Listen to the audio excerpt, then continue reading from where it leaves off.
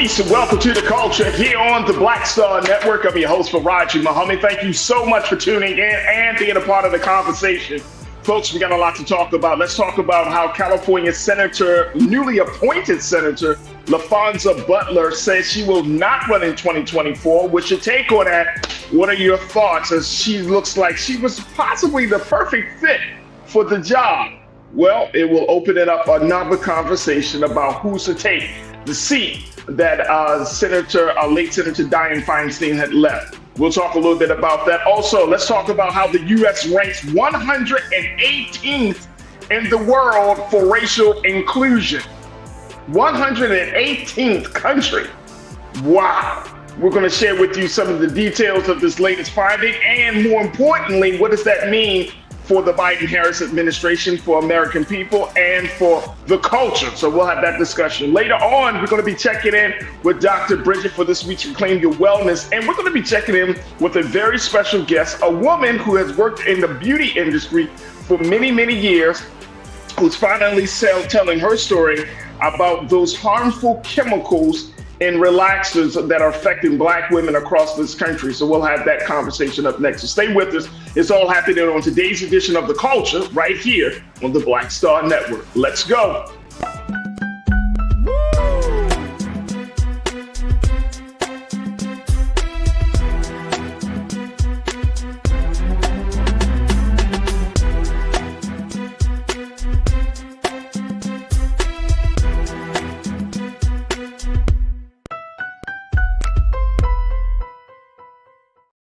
All right, folks, welcome to the culture here on the Black Star Network. I'm your host, Farajii. Happy Monday, folks.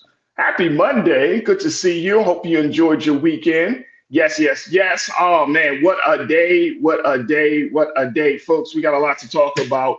So I just want to jump right in as we're streaming live on various platforms. First, check us out on our home platform of blackstarnetwork.com. You can go to our website today, download the app for free, follow us on social media, and more importantly, give something to help us in this great movement that we are a part of, this digital space called Black Star Network. So your support means everything to us. So make sure you do your due diligence and do us some good by supporting us here on Black Star Network. Also, we're streaming on Amazon News, on your Roku, on your Fire TV. Make sure you check us out there. We're also on Amazon Prime on your TV. So find us on Prime Video app under Live TV, the news, or you can find us at Amazon.com under Prime Video. Then go to Live TV, the news right there. We're also on Freevee, folks, and you can find us there right now under news. So go to Freevee's network and find us there. And finally, we're on Plex TV 24 hours a day, 7 days a week. You can also find us there on Plex TV. So big shout out to all of the spaces that we're in. Now, along with that, we're on social media. We're on Facebook under Roland Martin, as well as on the YouTube page under Roland Martin. And it's on our YouTube page where you'll find our illustrious, fantabulous culture crew that's right there. So make sure you join the conversation, join the chat as our culture crew are checking in from all across the country to be a part of the discussions about what we got lined up today. And a big shout out to my online culture crew. I see y'all checking in. Damon Blissett, good to see you, dear brother. Hope you had a great weekend, Pastor, and hope you had a great service yesterday. Cindy D, thank you so much for checking in. My brother, Big Brother Willie Frazier, happy Monday to you too, Big Brother Willie. Monkey Confessions, thank you so much. There we go. Monkey, thank you so much for checking in. Ms. Deidre Hall, thank you, thank you, thank you. Conscious Thought, good afternoon, Culture. He said, good afternoon, Culture Crew. Good afternoon, Conscious Thought. Thank you so much for checking in. My sister Anastasia, peace and love to you too, Anastasia. Thank you so much. I need some peace and love in my life. Don't you? I need some of that. Thank you, Anastasia. Pretty Brown Mimi 726. Thank you. Peace and love to you too, Pretty Brown Mimi, and happy Monday as well. Kathleen Davis. Kathleen, happy Monday. Thank you so much for joining us. Kara's House. Ooh, greetings from Kara's House. Kara's House, thank you so much. Thank you for checking in. And so many of you are checking in. Cordell McMillian, thank you so much, Brother Cordell, for checking in. We appreciate you being a part of the crew today. Folks, let's talk a little bit about this first conversation that I got lined up for you around the newly appointed Senator Laphonza Butler. Y'all know who Miss Butler, Senator Butler is. This is the woman that was just given the seat. She was actually she was sworn into office by Kamala Harris, Vice President Kamala Harris, for the seat for the interim period that was left by the late Senator Dianne Feinstein, who passed away. And as a result of that, it left a little space for someone to fill the seat until the election of 2024. Now, everybody's been talking about, oh, Senator Laphonza Butler, she's going to be the one here. It's a Black woman. She's the first openly gay Black woman who is sitting in the Senate seat. This is a woman that has shown that, she has known her way around the Beltway, as some would call her a Democratic operative. Some would say she's a Democratic strategist. She's worked under Vice President Kamala Harris as part of her job there in that space. She's also done some work with Annalise List. So she seems to be checking off all the boxes. And guess what? She has officially came out and said that she will not be running in the 2024 election to get the full term of the seat. So she's decided to fall back from that race, which is a hotly contested race, a race that a lot of folks across the country, not just here in the state of California, is really looking at. She said this in a statement. Take a look at what she said, folks, and then I want to get your take on this. She said, knowing you can win a campaign doesn't always mean you should run a campaign. Woo! That's some political wisdom there, folks. She said, I spent the past 16 days pursuing my clarity, what kind of life I want to have, what kind of service I want to offer, and what kind of voice I want to bring forward. After considering those questions, I've decided not to run for Senate in the upcoming election. I like that. You got to be honest with yourself. You got to be honest with yourself. I liked it. I know she brings a lot of support. I know she brings a lot of experience to the conversation. But the big thing that I think that we can learn from this, folks, keeping it real with yourself. I like it. I like it. Look, if you know you don't want this life, public service life, and I think we should probably, these are questions that every public servant should probably ask themselves, right?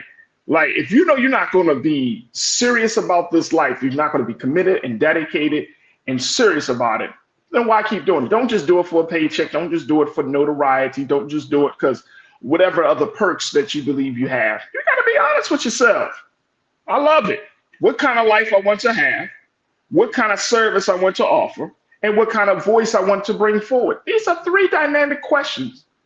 So to Senator Butler, my hat, I tip my hat to you because you were honest. You were honest. I think, you could have probably ran and got the support that you need, got the monies you needed to raise for the fundraiser. But the simple fact is, at the end of the day, you have to wake up and say, do I want to do this job? And how many of us, folks, let's keep it real. How many of us do jobs just because, not necessarily that we want it, but because we feel like, it pays well. Oh, all right, this job will lead me to the job I really want to have and all of that stuff. I like it. I like it. All right, I got to take a quick pause. I want to come back and I want to get your take on this. What do you make of Senator Laphonza Butler's decision to not run in the 2024 election for the Senate seat for the state of California? And some of those big questions that she posed herself. What's your take on that? We're going to get to your comments when we come forward, so stay with us. We're just getting started here on The Culture, so stay with me. It's The Culture right here on the Black Star Network.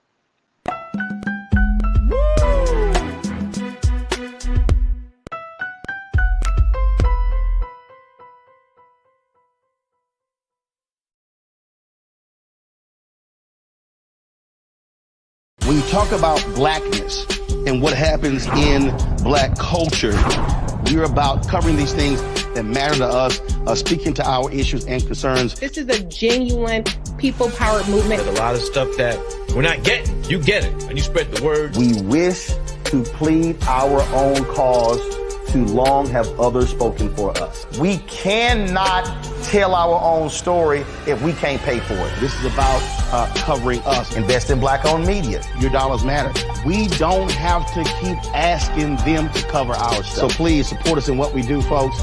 We want to hit 2,000 people, $50 this month, raise $100,000. We're behind 100,000, so we want to hit that. Y'all money makes this possible. Check some money orders. Go to P.O. Box 57196, Washington, D.C. 20037-0196. The Cash App is $RM Unfiltered. PayPal is R Martin Unfiltered.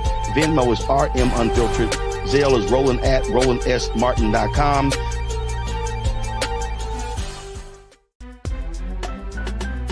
I'm Farajii Muhammad, live from LA.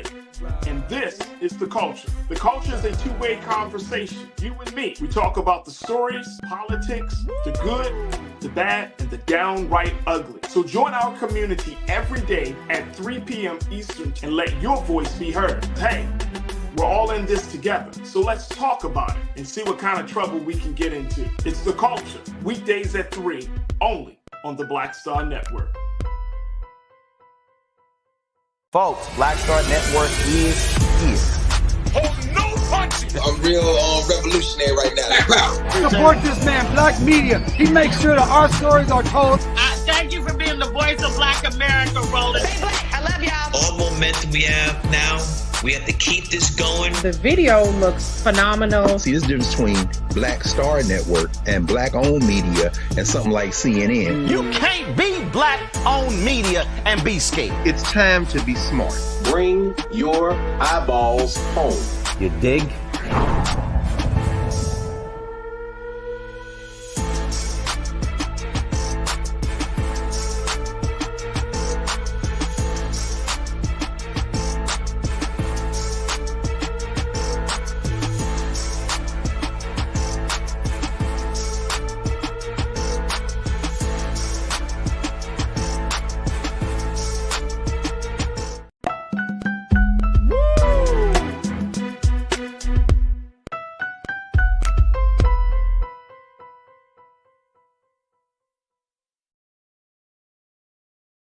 All right, folks, welcome back to The Culture here on the Black Star Network. I'm your host, Farajii Muhammad. All right, but the first conversation that we're kicking off today is about Senator Laphonza Butler, the newly appointed senator. She was just sworn in on October the 3rd, folks.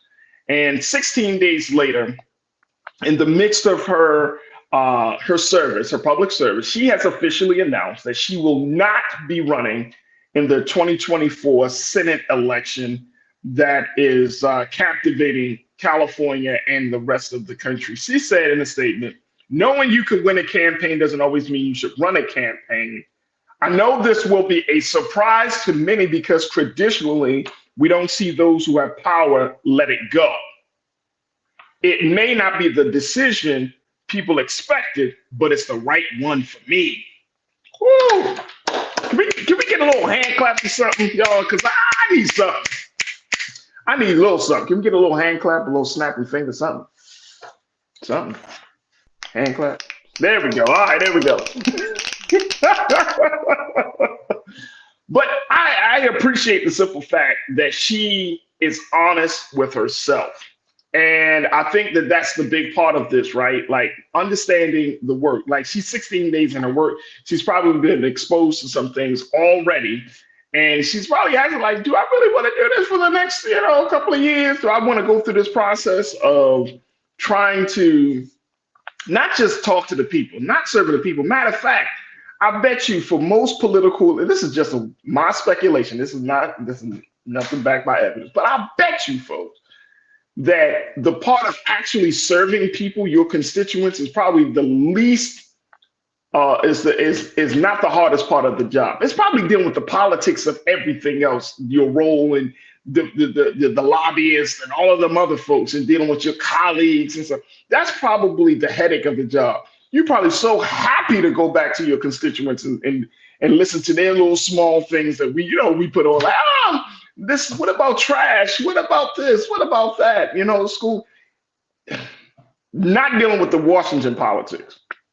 So that's possibly part of a reason, but I do agree with her that, you got to ask some very hard questions And then you got to ask yourself, is this really what I want to do? All right, let me get your take on this, Drew. As we talk about this, do you think that she made the right decision? What do you think of her decision making? Because it is a very, very crowded field of people that is going to be running for Senate for that seat come next year. That already includes Democratic U.S. Representative Barbara Lee of Oakland. Y'all know Representative Barbara Lee.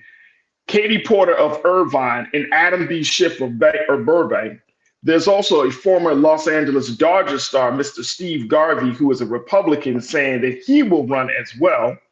But it is Mr. Schiff and Ms. Porter that are leading in the polls. According to the reports, they have raised the most money in the race with tens of millions of dollars between them to spend in the coming months. In California, the primary system is set up. The two candidates who receive the most votes in the March primary, regardless of political party, will compete in a November runoff. So that's what they're saying. Now, there was this political science professor out of Cal State Long Beach, Matt Laphonza. He said that if Senator Butler would have moved on in getting ready for the race, she would have faced an uphill battle. According to him, he said that he has researched appointed senators across the U.S. and found that appointees who later run for their seats almost always lose. He said, if you haven't won an election before, it's very hard. That's no knock on her skills personally. It speaks to the difficulty of being a newcomer and beating experienced politicians. All right, folks, what's your take on this as we talk a little bit about this? What do you think?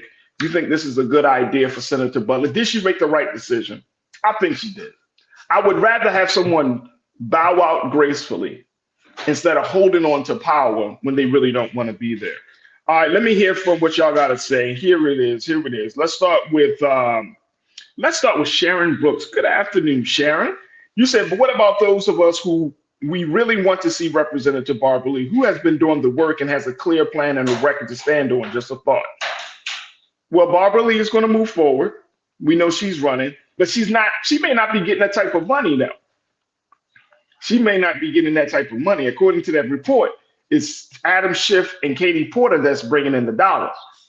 So Ms. Lee may have to try to figure this thing out, because that money means you have access to the airwaves. That money means you're going to have access to more resources to build up your campaign. And so it's going to be very interesting, I think, Sharon, to see how she's going to kind of navigate through that.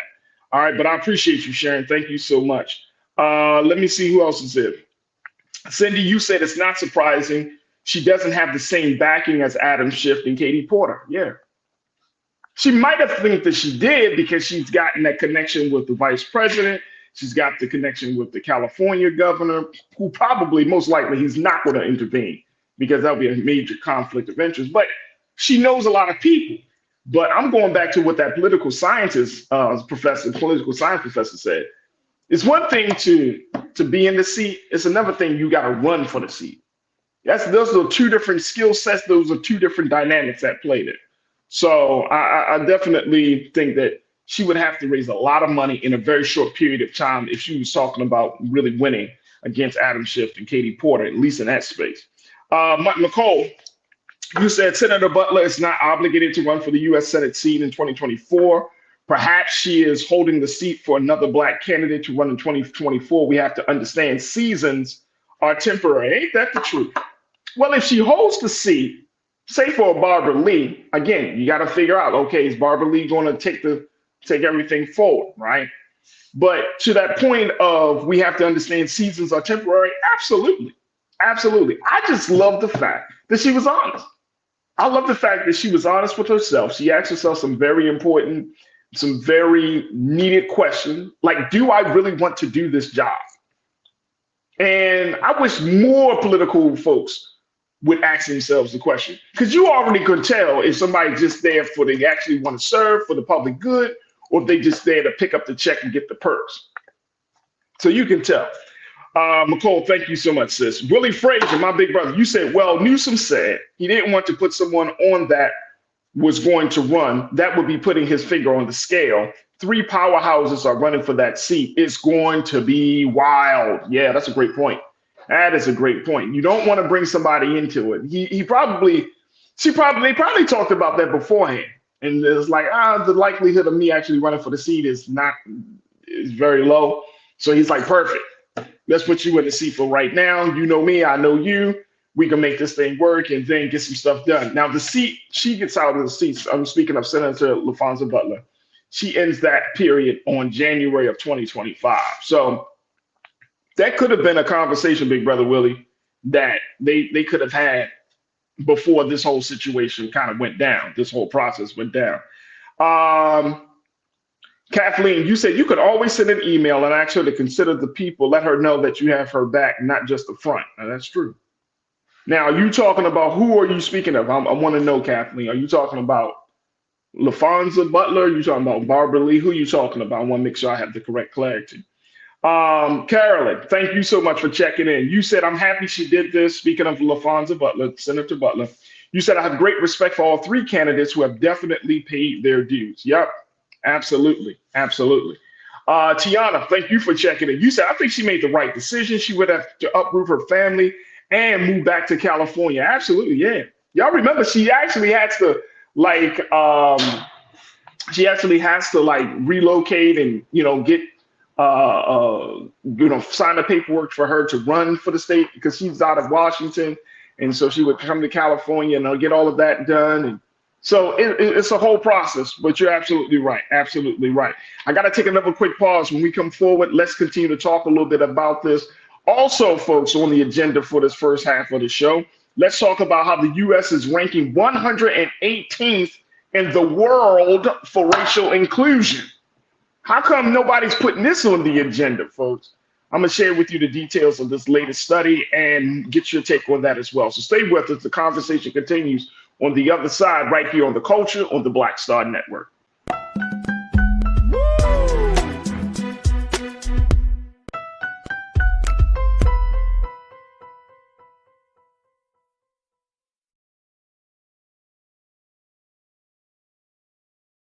Black Star Network is here. Oh, no punch! I'm real revolutionary right now. Thank you for being the voice of Black America. All momentum we have now, we have to keep this going. The video looks phenomenal. See, this difference between Black Star Network and black-owned media and something like CNN. You can't be black-owned media and be scared. It's time to be smart. Bring your eyeballs home. You dig? When you talk about blackness and what happens in black culture, we're about covering these things that matter to us, speaking to our issues and concerns. This is a genuine people-powered movement. There's a lot of stuff that we're not getting. You get it, and you spread the word. We wish to plead our own cause. Too long have others spoken for us. We cannot tell our own story if we can't pay for it. This is about covering us. Invest in black-owned media. Your dollars matter. We don't have to keep asking them to cover our stuff. So please support us in what we do, folks. We want to hit 2,000 people, $50 this month, raise $100,000. We're behind 100,000, so we want to hit that. Y'all money makes this possible. Check some money orders. Go to P.O. Box 57196, Washington, D.C. 20037-0196. The Cash App is $RM Unfiltered. PayPal is R Martin Unfiltered. Venmo is RM Unfiltered. Zelle is Roland at RolandSMartin.com.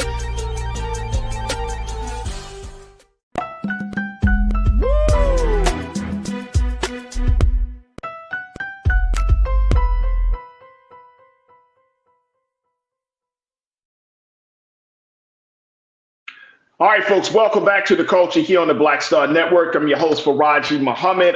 We've just been chatting a little bit about Senator Laphonza Butler out of the state of California, the newly appointed senator who took the seat of the late Senator Dianne Feinstein. Senator Butler was sworn in on October 3rd. 16 days later, she has officially decided, or last week, that she would not run in the 2024 Senate election. That's coming up, and that field is getting crowded with more and more Democrats and a couple of Republicans. But Senator Butler says she's not moving forward with this. She's pretty much going to do this fill-in term period and then be done with it. She'll be ending her service January of 2025. And she made a point. She asked some pivotal questions to herself. And more importantly, she wanted to be honest with where she was in this whole process. Now, very quickly, Real Brooklyn, you checked in, my brother. Good to see you, sir. You said, what kind of life I want to have, what kind of service I want to offer, and what kind of voice I want to bring forward. The first concern is usually the deciding factor. She knows it's guerrilla warfare.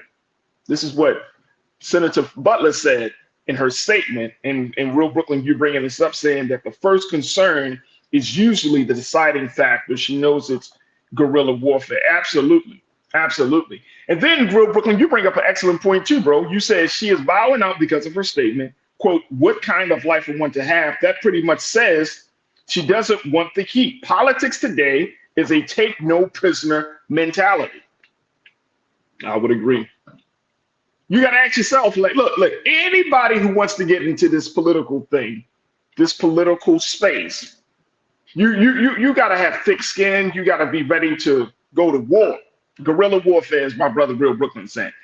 Guerrilla warfare, you have to. So I wanted to just bring that point up, and I think it's interesting that we are, maybe Senator Butler's view on things will spread to her colleagues right now to see, you know what, do I really want to do this? Because it's nothing like having somebody in a position of power and influence who really don't want to be there, who's really not there for the essence of the role, which is to serve the people and serve the general public in the interest of the people.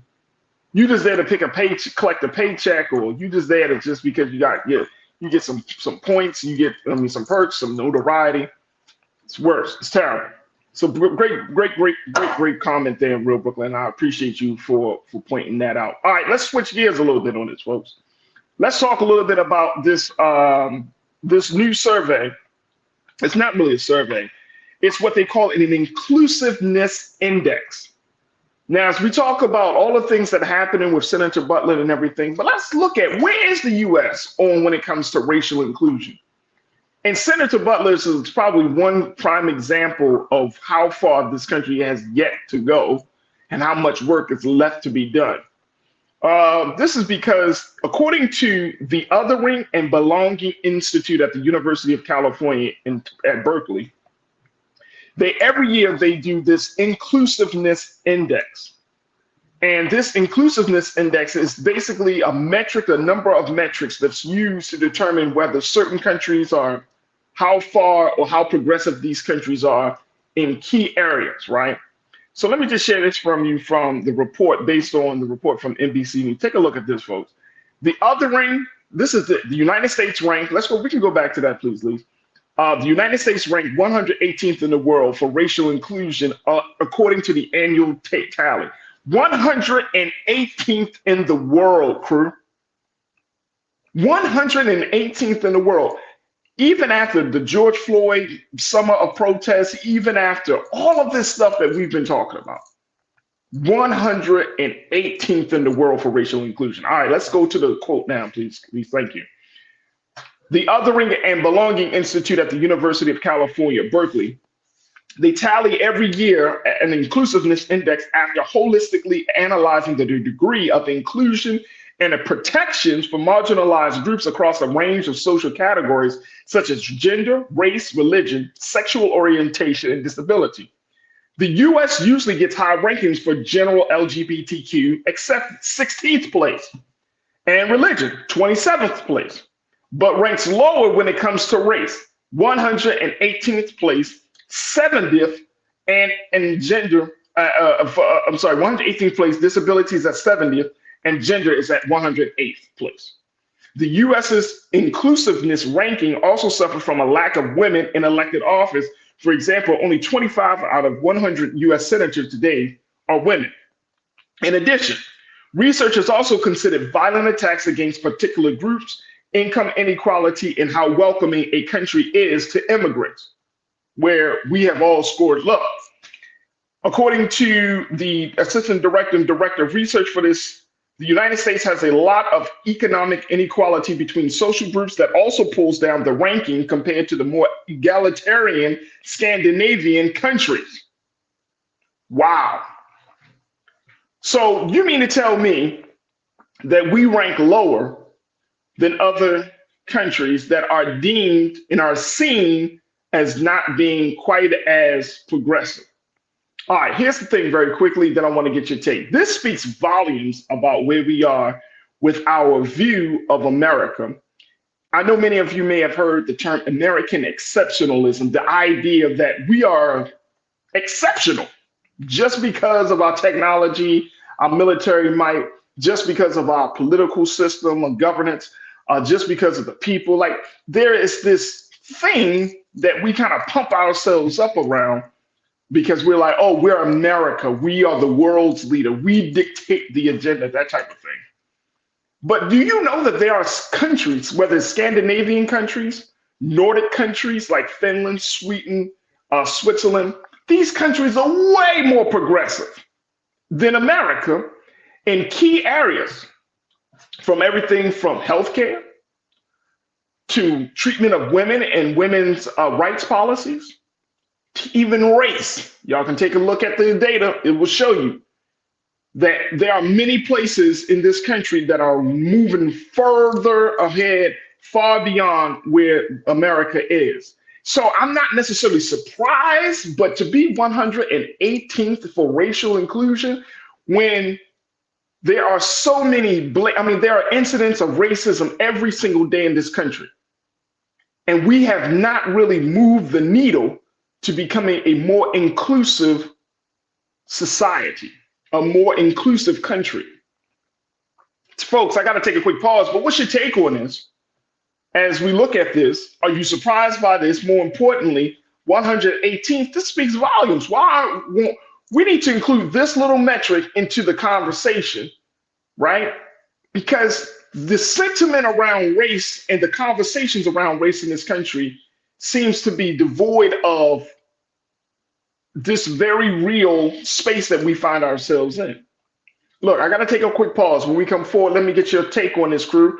And let's continue to talk about how the US is 118th when it comes to racial inclusion. More importantly, what does that mean for the culture? So stay with us. The conversation continues on the other side right here on The Culture on the Black Star Network.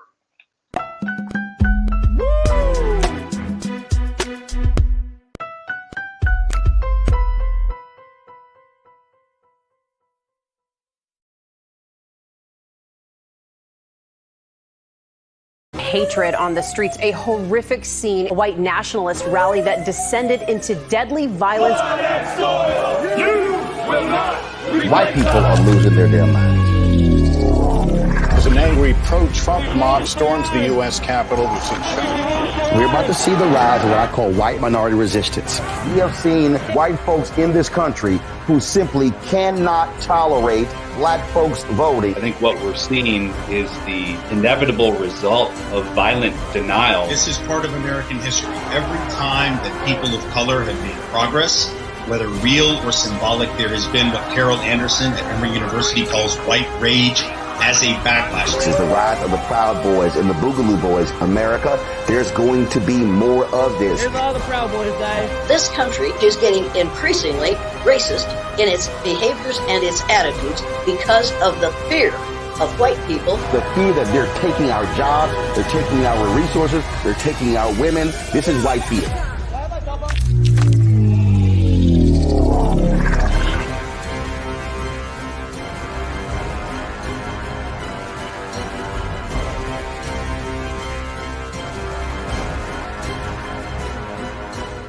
Black Star Network is here. Oh, no punch! I'm real revolutionary right now. Thank you for being the voice of Black America. All momentum we have now, we have to keep this going. The video looks phenomenal. See, this difference between Black Star Network and black-owned media and something like CNN. You can't be black-owned media and be scared. It's time to be smart. Bring your eyeballs home. You dig?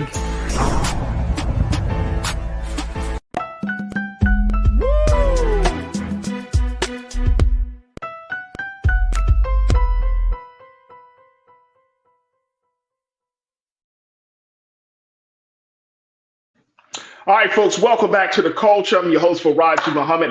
We're talking about this new, I would say a new report that has come out from the Othering and Belonging Institute at the University of California at Berkeley that shows that the United States continue to underperform on an annual list that ranks inclusivity as experienced by marginalized groups and countries across the globe. And guess what, folks? America ranks number 118th when it comes to racial inclusion in this country. It also ranks terrible when it comes to having women in leadership roles within our government. So that's a problem. So here you got two major issues at play here. I was once told that a nation can rise no higher than its woman. Women are at the bottom. Now I'm speaking of women's rights, reproductive rights, the right of women to speak, the whole women's rights movement, right? So we see women are suffering. Then you have this ongoing conversation about race in this country that we have truly yet to get to the core of, or truly yet to address. And I love how so many of you are checking in on this. And I think it was you, Tiana. You said, oh, this is to you, Deidre. Deidre, you made that point. I think it was Deidre or Tiana. Y'all were both chatting. But you said the only way we can do better is America has to make amends for her past. We have yet to do that. We have truly yet to do that.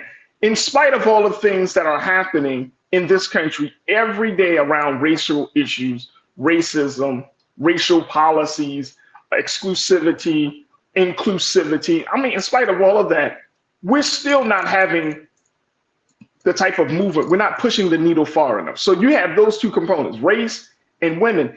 These are the components that will build, if they're handled well, if they are addressed, if they are made amends with, can move this country along. Now, another part of this same report, it said that America has an incarceration problem. We incarcerate more people in this country than any other country in the globe. And the assistant director and the director of this research, he made the point saying that this is constantly dragging America down in terms of on the world stage of being this progressive place, that we lock everybody up. We love locking people up. We love the idea of quote unquote law enforcement to the detriment of the people that the law enforcement is supposed to serve and protect. So this country still got some very, very serious work to do. And I hope that none of us get into this space as if this is some, you know, we act like, oh, it doesn't bother us, it doesn't matter, you know, or things are getting better. And unfortunately, in some ways, it's not. Yes, we have made some great strides, and I don't want to be the messenger of bad news here.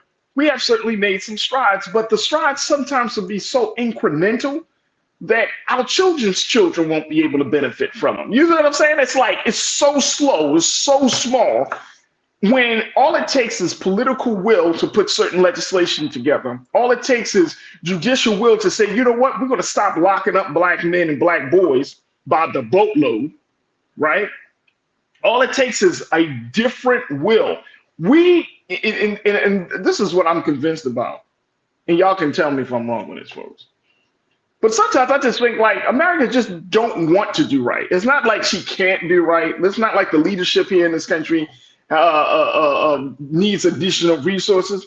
It's like when stuff goes wrong in this country and there's an opportunity to do right, the leadership chooses, we're not going to do right. No, we're not going to do right by the people, instead of addressing it.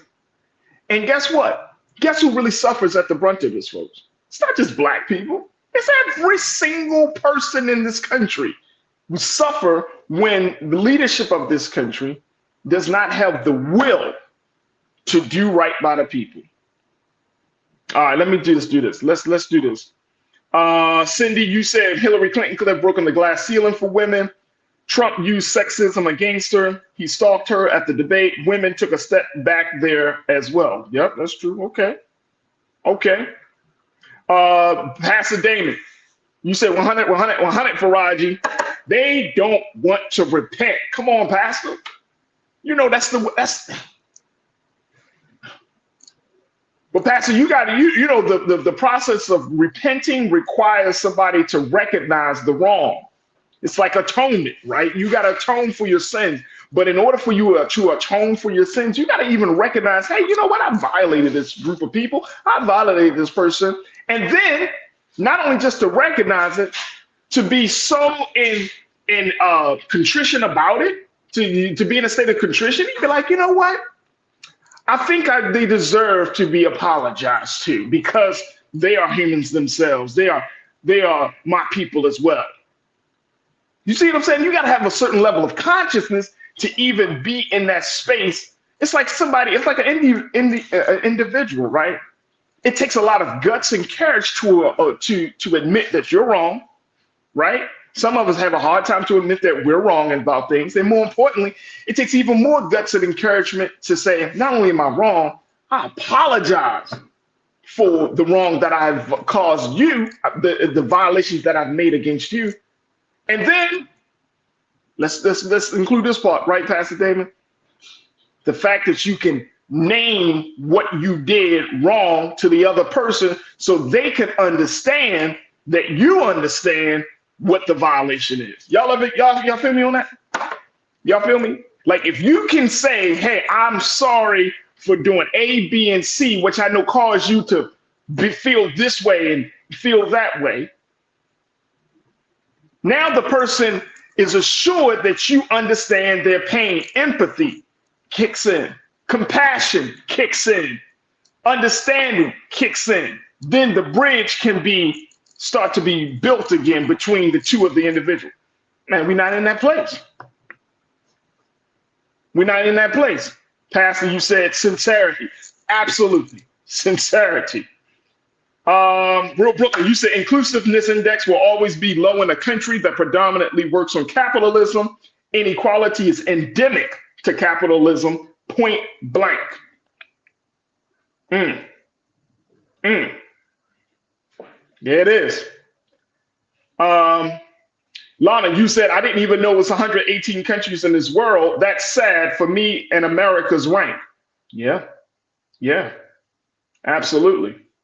Tiana, you said, I'm not surprised about the U.S. ranking 118th in racial inclusion. We are still fighting a civil war. Right. Cindy, you said America has never been on the forefront of racial inclusion and equity. Let's not kid ourselves. It's never been equal.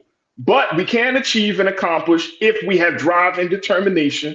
And let me add to that, Cindy, because I think you're making an excellent point. If we have the will, if we really give a damn, if America really gives a damn, then it will improve. Guess what? Some of the leadership in this country don't give a damn. And guess what? We're going to continue to be ranking high. Yes, we could be high in technology. We could be high in military might. But none of that matters if the people don't feel heard. You are creating an environment where civil war could happen again.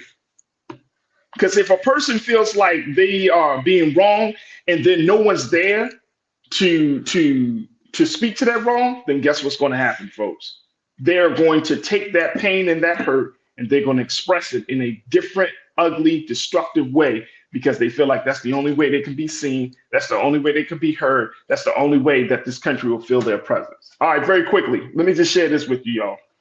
Because Lana, I see that, and I want to bring this up later on in this week. We're going to have some different conversations about this. But Lana, you talked about, speaking of racial inclusion, this conversation about, the Nation of Islam and the Honorable Minister Louis Farrakhan has moved forward in filing a lawsuit against the Anti-Defamation League for its mischaracterization of the minister. And there is a growing sentiment, and this is what we're going to talk about later on. So crew, don't jump into the conversation just yet. But there is a growing anti-Israel sentiment in this country that's happening now. I was reading over the weekend how Palestinians, or more Arab Democrats in the state of Michigan are not happy with President Biden, and they're encouraging, these are people that work within the Democratic parties. I'm talking about political officials and other folks within the Democratic Party are now saying we're not going to support Biden because of his stance on the Israel-Hamas conflict, right? Then we're going to talk about this later on this week. I saw this piece where Jewish people are now looking to defend themselves because they feel like they are being under attack in this country. So they're going to gun stores. They're getting self-defense classes. All of these things are happening as a result of that conflict. What is going on? The country is moving in a different direction when it comes to, and I'm saying the government may be unequivocal in support of Israel, but now we're starting to see the people are pushing back. So there's a lot in that, Lana, and I think that we should do our part to be very intelligent and very balanced, and more importantly, to be very factual about how this will play out. Because, right, guess what, folks? Black America is right still in the dead center of that storm of the growing controversy, because now Black folks are saying, look, our struggle with the Palestinian struggle, it looks kind of similar because of the way that situation is playing out. So we will do our best to try to be a part of those conversations, and more importantly, try to do our best to try to get through all of that stuff. So thank you for bringing that up, Lana. And of course, I'm hearing you, I'm seeing you, and I understand, and we definitely need to take a conversation about it. Look, we got to take another quick pause. When we come forward, let's shift gears. Let's talk about our health and wellness. Let's connect with our sister, Dr. Bridget, MD, for this week's You Reclaim Your Wellness. Stay with us. It's The Culture here on the Black Star Network.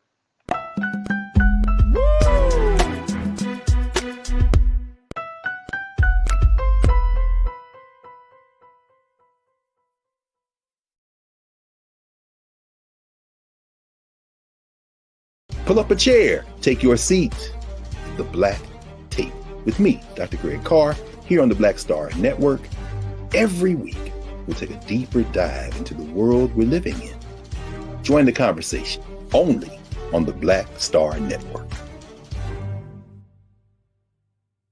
Black Star Network is here. Oh, no punch! I'm real revolutionary right now. Thank you for being the voice of Black America. All momentum we have now, we have to keep this going. The video looks phenomenal. See, this difference between Black Star Network and Black-owned media and something like CNN. You can't be Black-owned media and be scared. It's time to be smart. Bring your eyeballs home. You dig?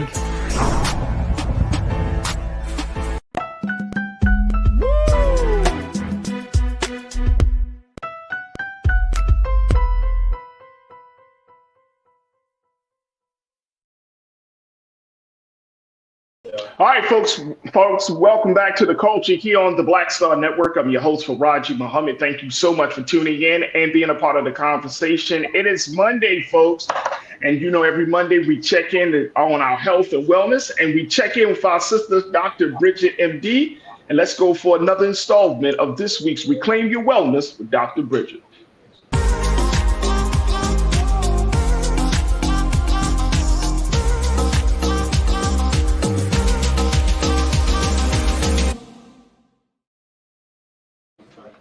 Dr. Bridget. Hi, how are you today, Farajii? I'm good, and how are you today? Good. I'm in Corpus Christi, Texas today. So I've traveled much farther south, and we're actually doing book signings for the Courage in Cannabis book series. I'm at Joint Ventures behind me, which is a health and wellness center. And just really sharing that it's all about empowerment and taking care of your own health. That's awesome. That's awesome. Now, speaking of health and wellness, one of the big stories that we are going to be talking about is the story around harmful chemicals in Black hair products, but specifically that are targeted to Black women. I've been seeing a lot more. I remember a few weeks ago, you talked about this, right? You kind of went and kind of laid down the groundwork for this, but now it has like exploded into a different conversation when lawsuits have been filed. There's I know Representative Ayanna Pressley is looking to actually do some investigations into these companies. This has taken on a whole different life of its own. And I even saw over the weekend how one black woman and a number of black women have said as a result of their usage of these products, they're not even able to have children. Absolutely. Absolutely. Yeah, it's really exploded. So I think we first talked about this in early March. And as far as there's these hair relaxers and a number of companies that are part of a large class action lawsuit. The reason this is really being brought up again is for a couple reasons, but one being that just in the last month, there have been 4,000 new plaintiffs in this lawsuit. And so when you think about the number of particularly Black women that are being affected by this, that the real treatment is hysterectomy, and so will not have the ability to have children. And the fact that this has been going on and nothing's been done about it is really, really hitting home. And we need to talk about it. The second part of this is that I had an incredible conversation with an executive at a company that we won't name that really made me think about this even more deeply, because the fact of the matter is, if it's a localized cancer, survival rate's about 80-95%, depending on how early it's caught. But if it spreads out from your uterus itself, we're talking about maybe a 17% survival rate. And the fact of the matter is, the only way you would actually know that you have this problem is that you have a little bit of a change in your menstrual cycle. I don't know. I can't tell you women I talk to that have said, oh yeah, I have heavy bleeding, but it's fine. Oh yeah, I bleed between my periods. It's fine. Oh, I went through menopause. I haven't bled in, a year, maybe two, but I'm bleeding again. It's no big deal. These are the women that we're talking about, and we really need to hit home not only about how it affects their health, but why are we being given these chemicals in the first place? And that's the big question that I have. And here's another big question, because I know you have a very special guest to help tie this all in. Did these companies know? Right. And I think that's what we're looking at. I think that's what needs to be explained. And that's why, we're having such a large investigation around this, because the fact of the matter is what we've learned, and it's embarrassing to even admit, sometimes we do know things and we simply don't care because of the profit that it brings. And when you don't value the person that's actually buying your product, that's going to happen even more. And I think that that is what's happening in this situation. Absolutely. So who's the very special guest you got joining us today, Greg? Absolutely. So I have Faye Harris joining us today, who has worked for one of these companies and actually was involved in the process of creating some of these relaxers. So can bring her up, and I would like to really learn about her experience and share it with our audience. Absolutely. Ms. Faye Harris, welcome to The Culture here on the Black Star Network. How are you today, sis? Doing really well. Thank you again for having me. It's a great conversation. Absolutely. Talk to us about you. Now, you've been working in the beauty industry. You're a beauty industry veteran. You've worked in both on the side of research and development, like I would say the R&D side of things. What have you seen there, Faye? What are, now that this conversation has exploded onto the national scene? I feel like this was probably one of those best kept secrets within the industry for a very long time. But what has happened? What are you seeing now? Yes, well, I've been in the industry for a while, and I was really in a marketing capacity. So I was the marketing liaison to product development. The way that a lot of very large companies work is there's a marketing team that keeps in contact with the consumer to really understand what, in this case, she, in many cases, is looking for, what's important to her, and translate that back to actual chemists who have the technical knowledge to develop products to bring that to life. So I have had experience on the chemical platforms, relaxer in particular. And I do know that, just taking a step back, your previous segment about how the US has ranked in terms of inclusivity definitely plays into this conversation, because hair relaxers as a product, at even the textured hair category now that has exploded, really started off as a cottage industry. And I'm sure many of you and viewers are familiar with that scene in Malcolm X when he did the relaxer. And back in the day, you know, it was a direct correlation to how much the product burned, how straight your hair was going to get, right? So I really do want to start there because this is a very potentially huge issue. As you know, within the Black culture, Black women in particular, you know, particularly around, you know, the 80s, I would say 70s, the late 90s, it was just part of the culture to get a relaxer at a very early age, right? Usually before that age of menstruation, which actually is also pertinent to the conversation, and then to get your touch ups very frequently. And what happened was oftentimes these products were just made, you know, somebody's basement, someone's kitchen. That's how the whole textured hair category started. It's a very cottage, kitchen based industry where we as Black people had hair needs that were not even acknowledged by mainstream. So we made our own solutions to make that work. Then you get large companies that realize the profit opportunity in the market and come into the market, and in a lot of ways carried the practices forward. Now, you also posed a great question.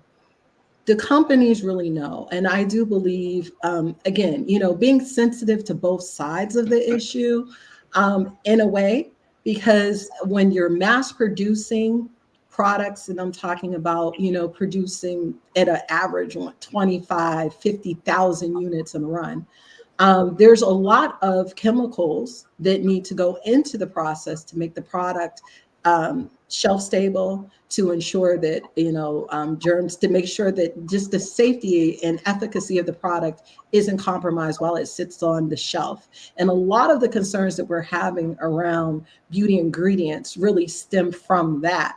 But, you know, there's that on one hand, what companies have to do to really make sure that they're producing a product at scale that provides profit, and balancing that with performance and safety and really the needs of the consumer. Now, as you just mentioned, you know, with this country being very capitalistic and profit driven, oftentimes what wins is the need to get the product out there and have it sell.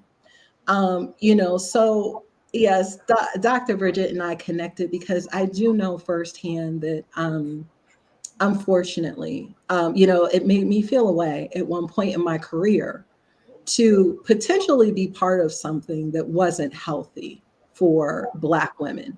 And certainly even for myself, I shared my personal story that in developing a relaxer system, I actually decided to go natural because I was working so closely with chemists, and I really saw what happened to the integrity of a hair strand based on this chemical process. The whole idea of a chemical treatment is that it permanently alters the bonds that are in your hair, that are in a hair strand.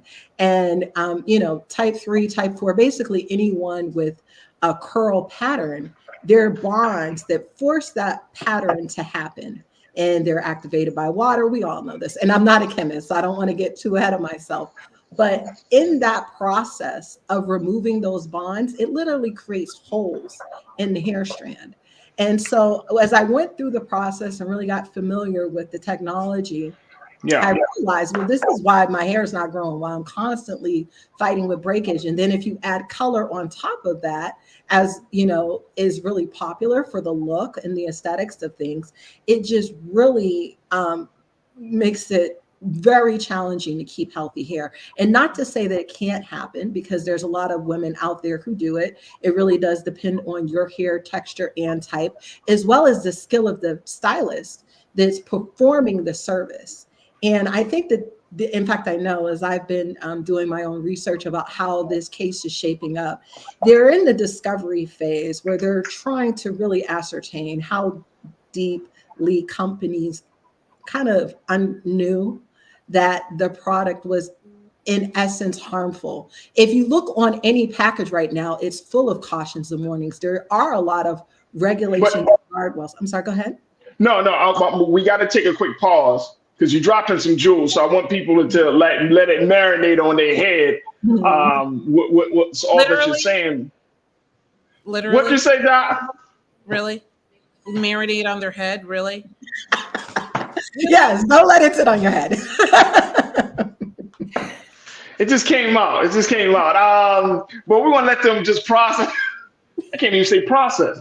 They want to just let them think about what everything that you just said, Doc, and Faye. And let's take a quick pause. Let's when we come forward, let's have some more of share with the next point you wanted to make and get some comments from our online culture crew. So, folks, we're talking about the major lawsuits. We're talking about the big conversation around chemical relaxers and their impact on Black women and health of women across the beauty industry. Folks, I want to get your take on this as we talk to a beauty industry veteran and insider to get her take and her understanding, and more importantly, how do we recover from this big conversation? A lot to talk about, so stay with us. It's happening here on The Culture on the Black Star Network.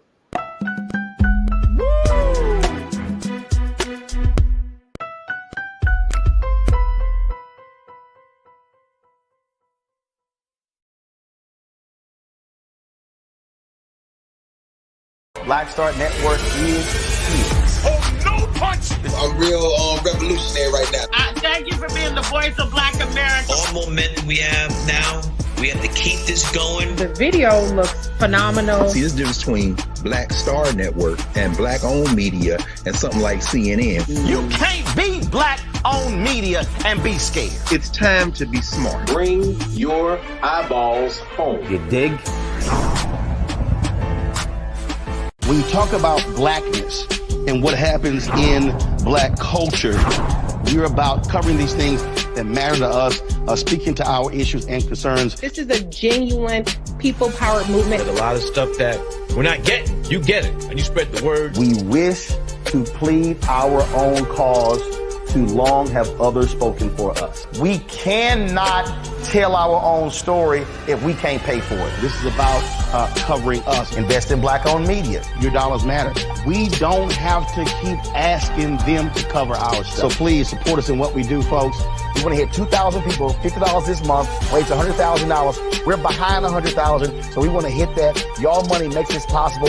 Check some money orders. Go to P.O. Box 57196, Washington, D.C. 20037-0196. The Cash App is $RM Unfiltered. PayPal is R Martin Unfiltered. Venmo is RM Unfiltered. Zelle is Roland at RolandSMartin.com.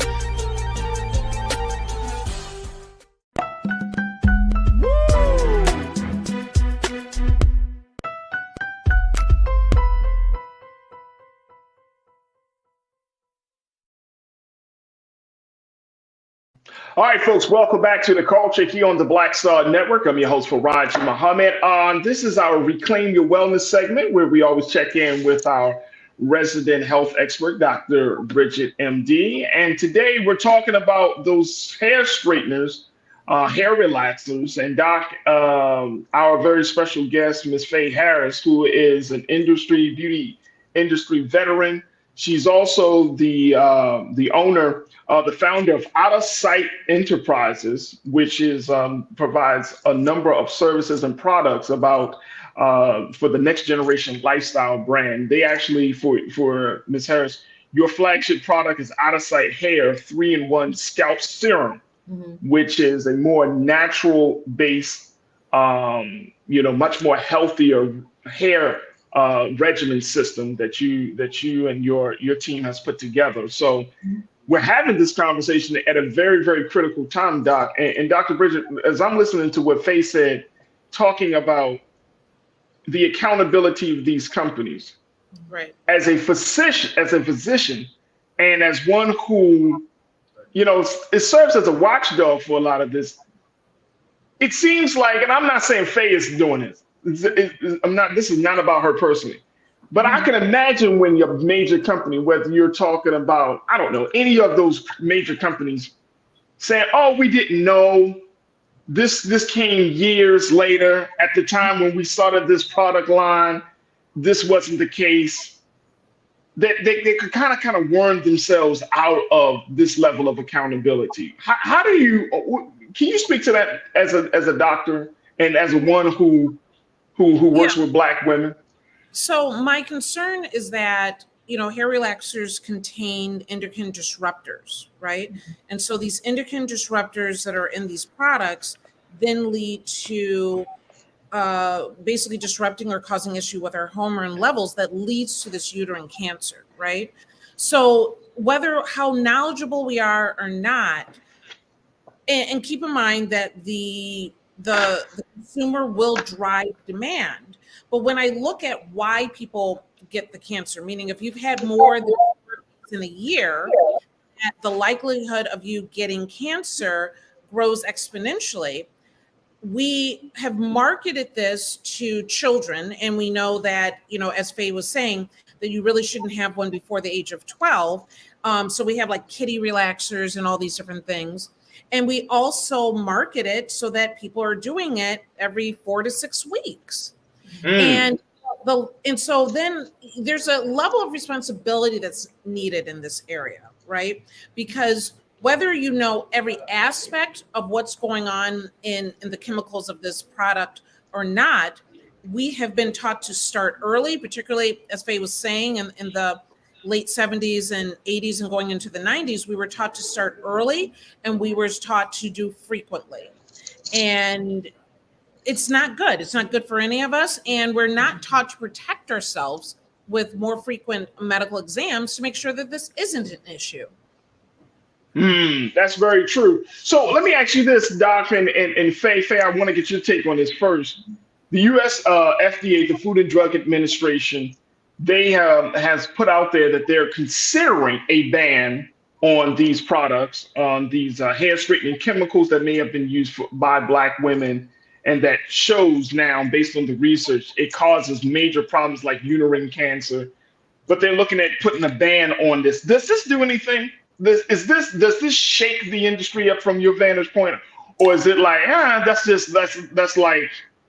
comes along with the job? Well, to Dr. Bridget's point, what it does, I believe, is it gives the industry time to respond. There are technologies that are out there that can really lengthen the time of temporary straightening, like through heat methods. But again, the chemical altering process, and again, not being a chemist, I can't really speak to it intimately, but, they would need time to develop truly safe technology. And that's where I was going. Even right now, and if you take hair relaxers off the table and just think about color treatments and other chemical hair treatments, there are all types of regulations and warnings and cautions, and you're supposed to be off scalp. And there's a lot of things that the companies do to protect themselves.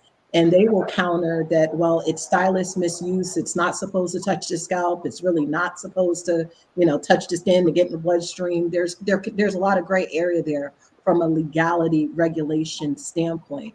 So I look at that FDA ban in two ways. One, it gives the industry a chance to respond. But like you said, it really begs the question about why, women are using these treatments. And, I guess it's great news from a health perspective, absolutely. And absolutely from a societal, cultural perspective, that now natural hair is really embraced.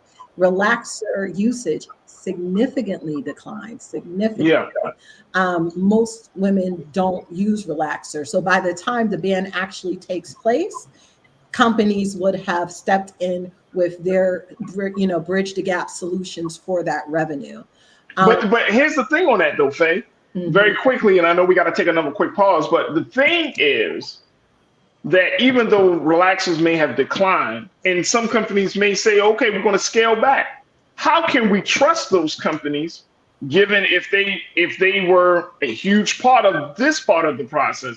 It's one thing to take it off the products off the shelf, but it's another thing to really build that trust whatever the company is, right? And guess what? We're in a time, and I know it as you're a marketing person, you get a famous Black influencer, put their face out there, and it's like the stamp of approval for Black America. And I'm just saying, and I'm just throwing something like, if you get, I don't know, Issa Rae. People love Issa Rae. They love what she stands for. She's pro-Black. She's for the culture. And if these companies said, hey, Issa, we'll pay you, and I'm not saying she would do this. I'm just making a point that if somebody of her caliber would come in and say, okay, I'm going to be your spokesperson for this newly redefined all natural hair care product system from the same company that made hair straighteners that cause problems. That could be very hard for people, for Black women to keep that in. Oh, this is the same company that did this to us before. Well, people's memory can be selective, particularly if the product and short and small. I mean, and that's a whole nother conversation. But you're right.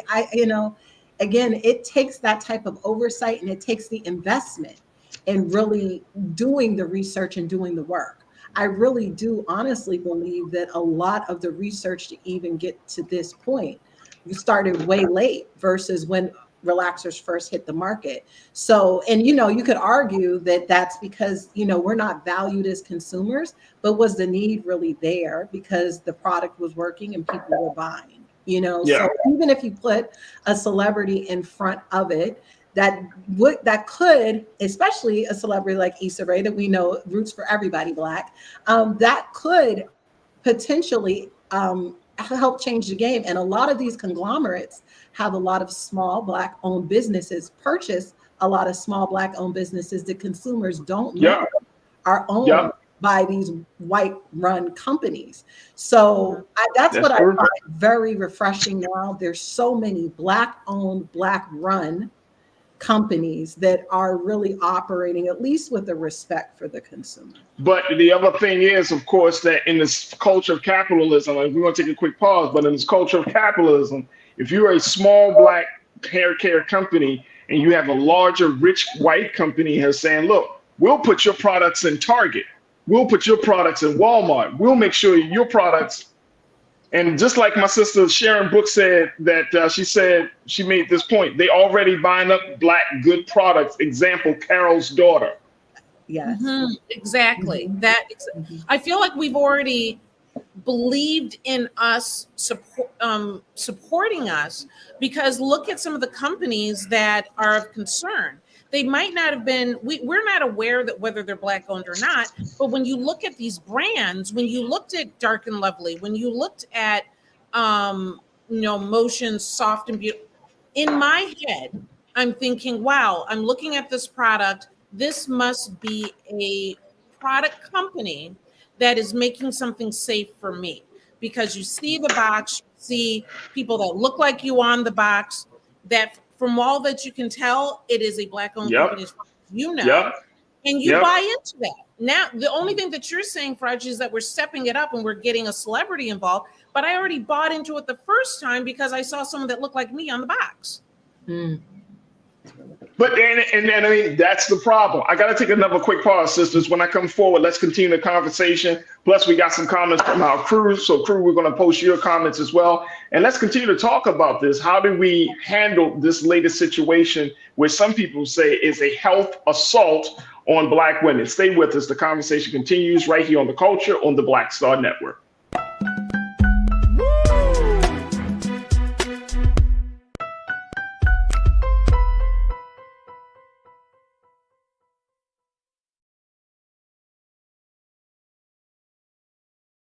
Folks, Black Star Network is here. Hold no punches. I'm real revolutionary right now. Support this man, Black Media. He makes sure that our stories are told. Thank you for being the voice of Black America, Roland. I love y'all. All momentum we have now, we have to keep this going. The video looks phenomenal. See, there's a difference between Black Star Network and Black-owned media and something like CNN. You can't be Black-owned media and be scared. It's time to be smart. Bring your eyeballs home. You dig?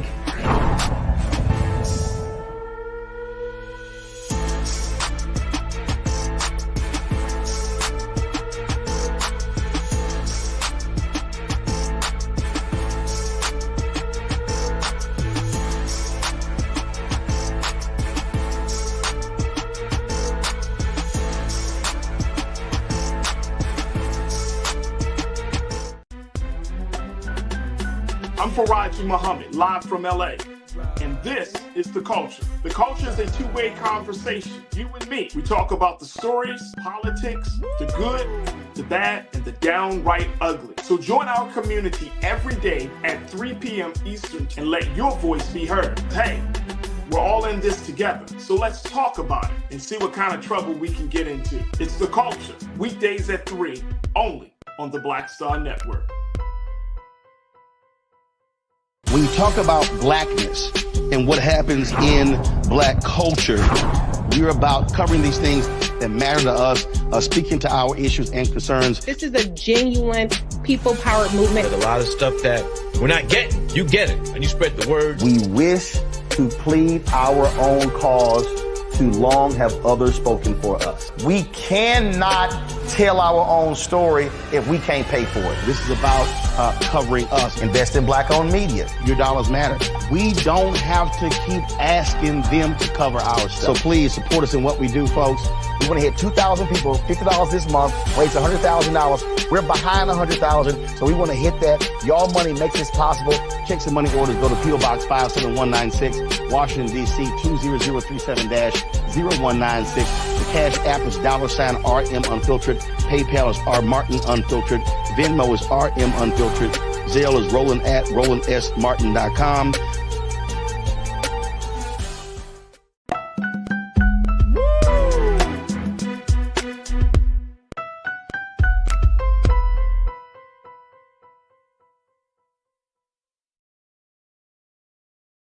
All right, folks, welcome back to The Culture here on the Black Star Network. I'm your host, Farajii Muhammad, joined by two dynamic and powerful Black women as we talk about this latest development and this whole situation around hair straighteners. I'm joined by my sister, Dr. Bridget, MD, as we are having our Reclaim Your Wellness segment now. And we're joined by our very special guest, Ms. B. Faye Harris, who is a beauty industry veteran.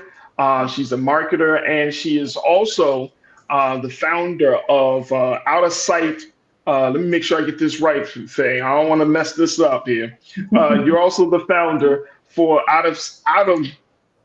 Let me make sure, because there it is. Out of Sight Enterprises, as you're building a foundation for next generation lifestyle brands, and more importantly, making sure that you're connecting Black women and Black consumers to natural-based products and services. So you're doing your job there. Doc, let me just get this take on this, because this is a long stemming situation. Here's one of our crew members had brought this up, saying that, white women do the same thing. They perm their hair, they use relaxers or some other type of hair products. Do we see the same type of furor, the same type of urgency to change coming from white women? How does this affect white women in this regard? So keep in mind that when we say perm in the Black community, perm and relaxers are not the same, okay? And so, and I'm not saying that there are not other ethnic groups that use relaxers to some extent, but a perm that causes a curl and a relaxer that takes the curl out are not the same product, okay? And even other ethnic groups that do use relaxers typically are not using them as frequently as Black women do. So that's a big story. Yes, hair color, and there are other products that do cause issues, but none of them cause the same amount as a hair relaxer alone. And so keep in mind that when we're talking about just uterine cancer in itself, that it affects, without ever having a relaxer at all, it affects about 1.6% of 1.6% of women that have never had a relaxer. By the age of 70, they would end up getting uterine cancer. If you have frequent users of hair relaxers, you go from 1.6% to 4%. Keep in mind that might sound small to you in numbers, but in reality, that's a humongous gap. And That's so huge. in the case, it needs to be taken seriously. Absolutely, absolutely. Faye Cordell McMillian, one of our culture crew members, he said, I know there must be safe products that will help straighten your hair without putting bumps or burning your hair. Is that the case? Why both of y'all both looked up in the air like, ain't no safe product to do that. Well, because it depends. And so, Dr. Bridget, you're so spot on. What we're talking about is the permanent altering of your hair strand. So that's why for me, that's why I made the face, because yes, there are safe methods. Heat, can temporarily straighten your hair. Silk press, hot comb. We've seen that in our community since forever. That's a safe way, and even safe. I kind of screwed up my face because you can say what's safe. Again, breakage, integrity of the hair strand. But from absolutely an endocrine disrupting standpoint, I would say heat, direct or indirect, is your best bet to get that look. When you talk about chemically altering the hair strand, I think, that definitely opens up a whole different world. Wow. Carolyn, okay, go. Sorry, Doc. We look at keratin, and I was definitely told that keratin treatments are so much safer, but keratin treatments actually are chemically altering, and they have some of those same chemicals, right? So I think we need to have more transparency in this area so we understand what are our options, and because we all don't want the same thing. Okay. But if we are educated enough to know what our choices are, we can make a choice that's right for ourselves and our families. That's real. That's real. Carolyn Harrison, you checked in. Thank you so much, Carolyn. You said, how far back does the hair relaxer suit go? What happens if you don't remember the brand? I at this point, my understanding is if you have had any health conditions that are documented as far as excessive bleeding, uterine cancer, any issues at all, you should contact a class action lawsuit attorney. And so I was going to provide some names and numbers. To be honest, there's so many right now. You have to go with what you're most comfortable with. But if you put in class action suit hair relaxer, you will see a number of attorneys and offices that will pop up. When you do that, they will want to talk to you, and they will be able to give you the information needed, because the fact of the matter is it does take time for uterine cancer to develop. If you have used a relaxer, if you used it frequently, and you have health conditions, talk to your attorney, but also talk to your doctor. Make sure that you are taking care of yourself. Absolutely. Absolutely. So you get an attorney and a doctor. Is that that's your prescription for the day, Doc? Absolutely. I think that's light. You think that's light? Let's talk a little bit about, let me get another question here. In terms of alopecia, everybody's been talking about alopecia, of course, because of Jada Pinkett Smith. She even, I heard somebody say, oh, she even said Tupac had alopecia. I don't know. But one of the questions that was posed from our crew, You Don't Like My Music, he asked, why does alopecia disproportionately affect Black women? I'll bet it's connected to hair products. Doc, have you heard anything about that, Faye? Is there any connection to alopecia to these hair products? Well, the fact of the matter is people develop alopecia for a number of different reasons, and there are different types of alopecia. So first of all, it's a very vast disorder on a wide spectrum. So that's number one. Damage to the scalp and the hair follicles is a big component of this, but people develop it for other more genetic issues, stress, and other medical issues going on within your body that ends up presenting itself on your scalp. So hair products may not be a factor in that condition. That's true. Yeah, there are other reasons why people develop alopecia, without a doubt. Absolutely. Faye, what's your take on now we may be looking at a whole new line of hair and skin conditions, right? As a result of the formaldehyde in these products and some of the other harmful chemicals, right?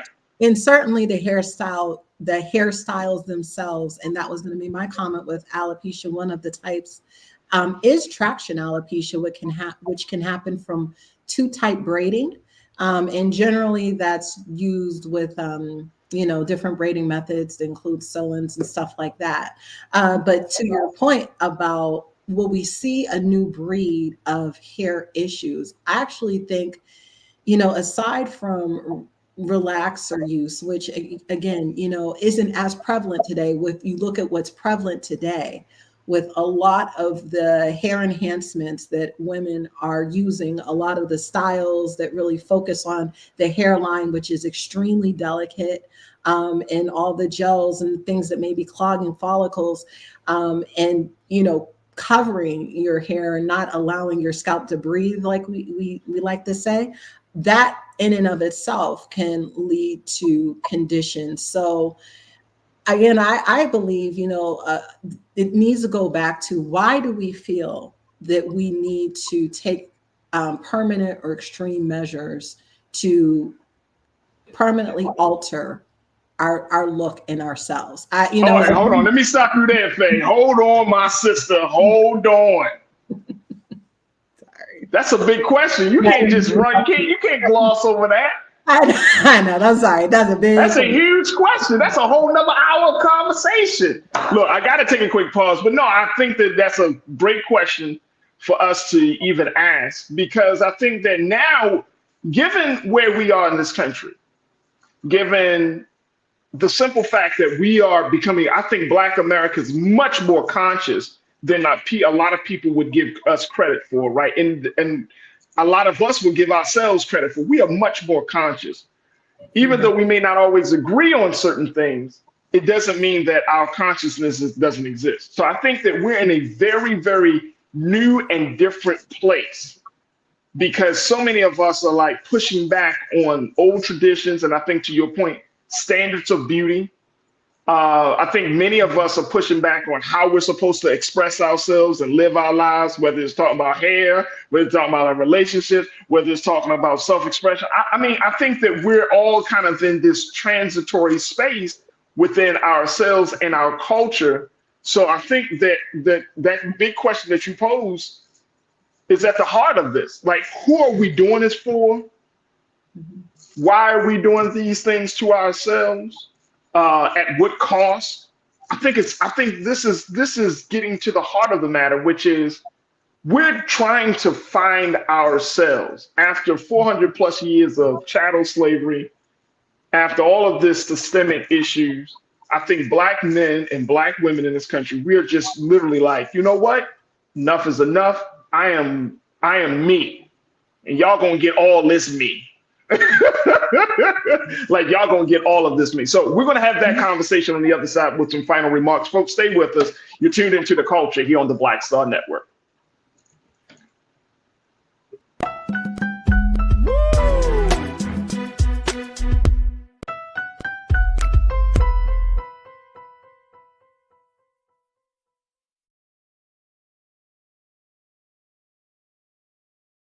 Black Star Network is here. Oh, no punch! I'm real revolutionary right now. Thank you for being the voice of Black America. All momentum we have now, we have to keep this going. The video looks phenomenal. See, this difference between Black Star Network and Black-owned media and something like CNN. You can't be Black-owned media and be scared. It's time to be smart. Bring your eyeballs home. You dig? When you talk about Blackness and what happens in Black culture, we're about covering these things that matter to us, speaking to our issues and concerns. This is a genuine people-powered movement. There's a lot of stuff that we're not getting. You get it, and you spread the word. We wish to plead our own cause too long have others spoken for us. We cannot tell our own story if we can't pay for it. This is about covering us. Invest in black-owned media. Your dollars matter. We don't have to keep asking them to cover our stuff. So please support us in what we do, folks. We want to hit 2,000 people, $50 this month, raise $100,000. We're behind 100,000, so we want to hit that. Y'all money makes this possible. Checks and money orders go to P.O. Box 57196, Washington, D.C. 20037-0196. The Cash App is $RM Unfiltered. PayPal is R Martin Unfiltered. Venmo is RM Unfiltered. Zelle is Roland at RolandSMartin.com.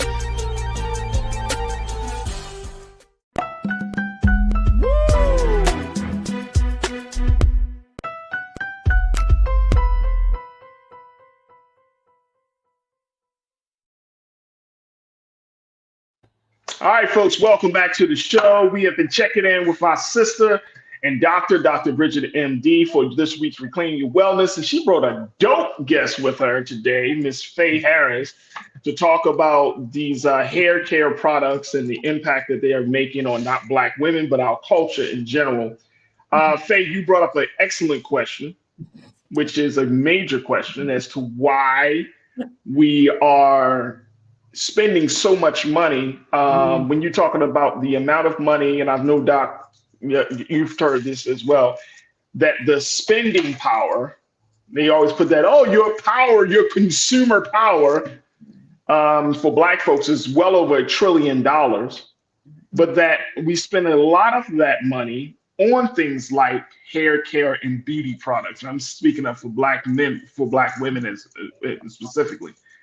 And the question that you're posing of why do we spend so much money, spend so much time, put in so much effort? And I think that it's something that's been driven in us as Black folks in this country. We are constantly trying to make ourselves acceptable. Mm-hmm. No, 100%. And I will tell you, well, as you were talking, my thought was it's to become more digestible, more right? And so that we were able to move into the places that we can be seen, maybe respected, and not seen, and that we're giving them the okay that we have done some level of assimilation. Mm-hmm. That makes them comfortable, right? And we have been taught that generationally for so long. Come on, Doc. Come on. That we don't know any other way. You know, I told someone today that not only is fear the biggest way to control people, right? But fear is what keeps us in our place. And our fear of not being accepted and seen and elevating will often hold us back. And, you know, I feel like we're in a different place now than we definitely were in the 80s and, you know, early 90s. And I feel like it's a progression and that we're, as you said, becoming more conscious, becoming more aware of our worth and who we are and who we can be. But when you have a people that have been taught this for so many years, hundreds of years, it is not undone with, you know, just a good conversation or advancement in medicine or advancement in our culture. It is fear is what holds people back. And little by little, I hope we're getting there. And I think that's an excellent point. And I think, Faye, it also is Black women are tapping into their inner beauty more than any other, I think more than any other group of people, any other demographic, right?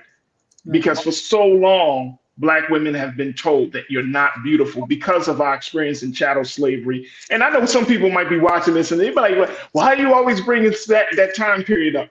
Like, it's so ingrained in our DNA and in our culture. Like, you cannot talk about any systemic, long-standing Black issue if you don't include what has happened to us when we were considered property.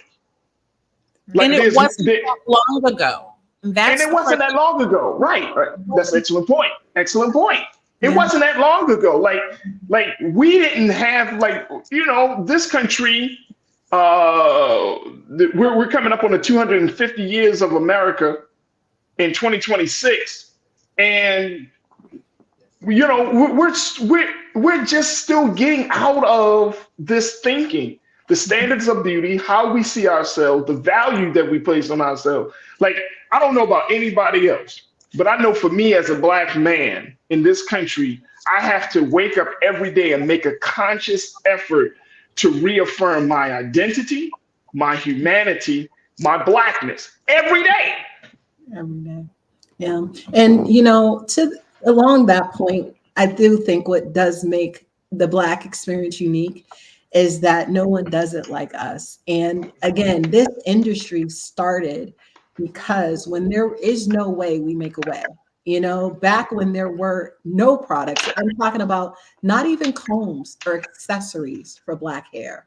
The things that our ancestors did to care for themselves, to present themselves in a regal way in the most inhumane circumstances is what really gives me hope. And as we have this conversation about the future of textured hair and where this all can go, I'm really encouraged that it's going to cause a lot of women and men to look back to actually what worked in the past. This Mother Earth, I feel as a people, we're very connected to nature and the earth. We have kitchen ingredients, we have natural herbs, we have things that we can do that meet all of our beauty needs that actually do work. The issue is convenience. The issue is our lifestyle, and who wants to spend time researching that and putting it together. So that's why we go to buy a bottle off the shelf. And then that's why companies go and put these things in it so that it can be shelf stable. I mean, there's a lot on both sides. And that's why I do want to really be sensitive to that. Not just because I grew up in corporate, but because at the end of the day, business is there to meet a demand. Successful businesses offer solutions.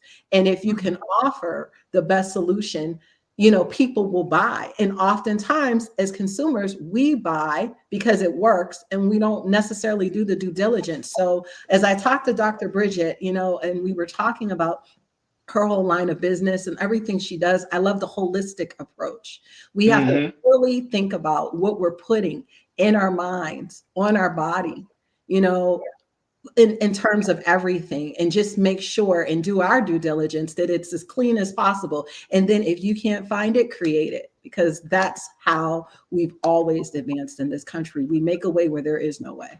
And if you're talking about creating it, what you've done, Faye, as far as providing a healthy hair solution for protective hair styles. And so, and I just want to bring it full circle that after your time in realizing, hey, maybe this relaxer, me being in this space and what you learned had a great effect on you, you then decided to create a product that helped keep the scalp and hair healthy when you're wearing a protective style. And that's the Out of Sight hair that product that you created. Absolutely. My 3-in-1 scalp serum, which, I'm not just a creator of, I'm also a consumer. I created it really in my kitchen with ingredients that I sourced to really meet that need. It soothes, moisturizes, and purifies. And when you wear protective styles, because of scalp tension, you need the menthol to really help soothe. And as we talked about, Dr. Bridget, bring down inflammation. You need to keep your scalp environment clean of impurities. So there's great things like rosemary, peppermint oil, biotin, castor oil, all of the things that are time-tested ingredients that we know works. And I didn't need a study because, these are things that, my mom and my grandmom used when there wasn't a whole aisle at CVS. So that's the whole premise of Out of Sight Enterprises, to create rituals and regimens that really support what we do when no one's looking, to present our best self to the world. Let me ask you this, Faye, because this is fantastic. First, do you have the website, or do you have a space that people can go and check out the products that you are offering for Out of Sight? Sure. www.outofsighthair, and of course for the culture it's OUTTASIGHT.com. The Out of Sight Hair, HAIR.com. So again, that's www.outtatasight SIGHTHAIR.com, outofsighthair.com. And I'm gonna have the team pull up the website so folks can get a visual, get their eyes on this site, because I feel like this is a much larger conversation. It's an ongoing conversation, and it's an important cultural conversation. I know that the crew definitely appreciated at having you on. There you are, folks. Out of Sight, right there. Instant Scalp Cooling and Care for Protective Styles. This is the brand under our sister right here, B. Faye Harris, who is a beauty industry veteran and insider. She said enough is enough. She finally got to that place and was like, look, this corporate money is all well and good, but I got my integrity that I got to really stand for at the end of the day. And I think there are a number of Black women and Black men in these industries that, you know, maybe it's a quiet, small revolution that has to take place, Faye, where we start walking away and say, you know what, we can't keep doing this anymore. Because our culture depends on this stuff as much as, and like I said, I'll get back to what Dr. Bridget was saying and more, and just looking at what the crew is talking about. We have so much at stake. And I think for a lot of people, we're just tired of our expression, our business, our culture being capitalized, and then it's sold back to us in a much more harmful and destructive way. And that's how this whole thing feels, at least for me, especially now that I have locks, that if I'm putting products, if I'm first buying products, some of these products are so damn expensive, and then you find out some of these products are harmful and expensive. Now you just bending me over with no Vaseline. You know what I'm saying? It's like you just you just really taking me for a joke. And then you place this cultural imprint on the products to make it seem like, hey, if you want to be black, Right. use this product. All of that. Honest to God. And it's insulting, and it's harmful, and it does not push our culture in a good, positive space. So I want to kind of get, you know, Doc, what would you say to any one of the sisters that are listening, to any woman that's listening, to any Black man that's listening today and saying, you know what do you want them to take from this conversation? Well, I definitely do believe that there is a quiet movement. I can't tell you how many educated corporate men and women that I speak to that have walked away for all sorts of different reasons. They're creating their own businesses. You know, I like to think that we're creating our new Black Wall Street. And I encourage you, take the education, but do something good with it and do something good for us. And be mindful that you are beautiful, that we do things differently and we do it better. Be mindful of who you are, and then do the things that are good for you and your health. Plant medicine is coming back. Natural medicines are coming back.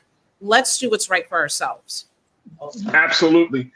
Faye, what's your final remarks? What should we take away from this part of the discussion? All those sentiments, as well as look for those solutions, because as you talked about, they are out there. The revolution is happening now, and it's not necessarily at a shelf near you, but there's a lot of small Black-owned businesses that are doing the work and providing those goods, and support them. And it may take a Google search, it may take you going that extra step, but it's good for you and good for the culture. So. Let me ask you this question. I know this is big, and I know we have to add at the end. For you, Faye, how did you reconcile being a part of the industry, working for certain companies, knowing, and then you finding out these things were happening? How did you get to this place within yourself to say, you know what, I'm going to do my part now to be on the other side of history. I'm going to do my part to do right, or to advocate for what's right. How did you get to that place? Just out of curiosity. Just simply by being there. You know, I walked in bright-eyed and bushy-tailed. I couldn't wait. It was brands I knew, I loved, I used. I'm thinking I'm going to be the face on the box. And then you get to peek behind the curtain and see how the sausage is made. And you're like, wait a minute. And can I really be part of that? And that's it. You do. I came to a point where I had to realize that, you know, I really wanted I had enough knowledge now to do it on my terms. And I think that's a whole nother conversation. But you have to play the game first, in a sense, to understand the rules. So then you can rewrite them or create your own game. And, sometimes people just get into it without knowing anything, but oftentimes that's what happens. You get into it really with the best intentions, right? But with ignorance. And then you learn where the potential opportunities are, where the challenges are, and what's not being done right. So you can go off and do it yourself. And I had to wait until I had the confidence and the right life space to do that. And I'm just happy I arrived. Oh yeah, we're happy because sometimes, as you know, and Doc know, and I know, sometimes some folks never get to that place. Yeah. Some people never get to that place. So I'm so happy that you arrived as well. Miss Faye Harris, founder of Out of Sight Enterprises. Doc, what an excellent guest that you brought to us, and we truly, truly appreciate it. And I know, Doc, that you're going to keep your eyes on these lawsuits and the next steps and everything for us, right? Absolutely. No, we'll stay on top of it. And I'm glad, Faye, thank you for doing this today. And, we might have to bring you back on this as well. So we'll see. Absolutely. Thank you so much, sisters. Truly appreciate you both. All right, folks, that's going to do it for us. I thank y'all so much. Hopefully you enjoyed that part of the conversation, and so many other questions that I definitely believe so many other questions are going to pop up. But so many of you have asked and really commented on some wonderful, wonderful part of this discussion. So I truly appreciate you so much. Sharon Brooks, thank you so much. I see the McCollum, thank you so much. Anastasia, thank you so much. So a lot of the sisters in the chat, thank y'all so much, because this affects us.